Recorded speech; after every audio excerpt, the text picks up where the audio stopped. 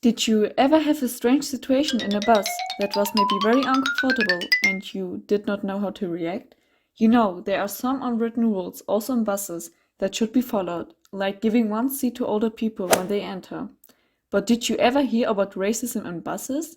And not just in the former times, when there was still slavery or racial segregation, but in nowadays. So that's also what this video will be about, a short story that deals with the topic of racism and calling it out. But this one might not be as the usual stories or situations you might have heard of, because it is written from the narrative perspective of a foreign woman observing racism and against her beliefs, not calling it out.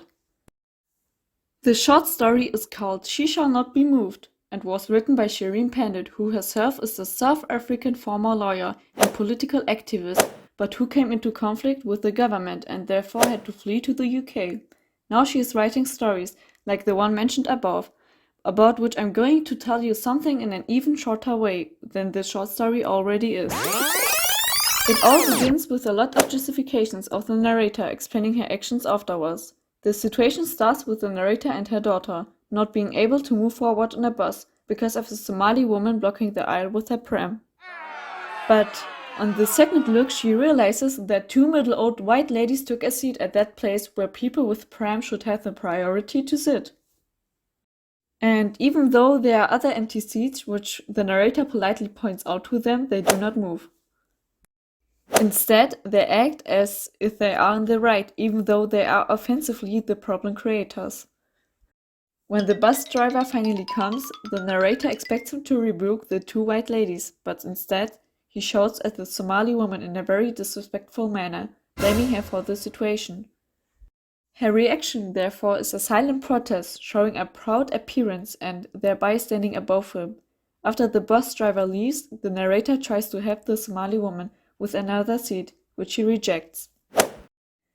She does not dare to tell the two women her opinion because the Somali woman does not say anything either, and because of the bad circumstances she finds herself in that day. She also doesn't see the sense in it and fears some bad circumstances for herself and her daughter, like getting chucked off the bus. The situation is coming to a head when the two troublemakers start having a loud racist conversation. At that point, the narrator's daughter Mariam points out that something must be done and does not understand her mother's reaction and way of acting, which is paradox to her values she teaches Mariam.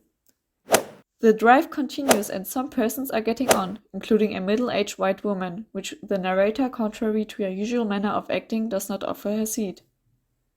That she does to kind of wipe it out, the white community, including the two troublemakers, whereupon these start to complain to each other about her in a racist way again.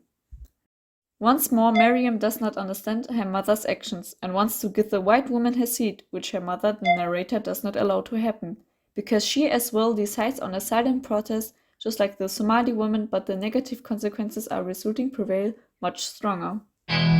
For example, the narrator feeling bad and Mariam being extremely disappointed. The bus scene ends with the Somali woman calling the two white already living ladies racists and the bus driver a slave. Wherewith the narrator feels addressed as well. In the end, the narrator and Mariam are going out, but she cannot forget or supplant the thoughts and Mariam's former look.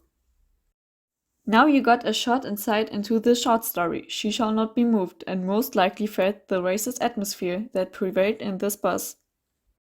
It is terrifying to hear of such a situation and people like the two white women, but how one would have reacted oneself? How would you have acted in the Somali woman's place? Loudly or silently protesting? Still, the most interesting and important fact is that very often we are in some situations like this, where we have to decide whether to help someone or not help for one's own good. Do you think as well that if the Somali woman did not say anything, the narrator should not have said anything as well? Or was there another possibility? Should she have called it out? You can write your suggestions or opinions in the comments if you want to. We would love to read them, also out of own interest. We hope you liked this video and the summary was able to give you a helpful insight into the short story. If so, you can click on the thumbs up and subscribe button. Maybe we can help you once more with another video. Bye!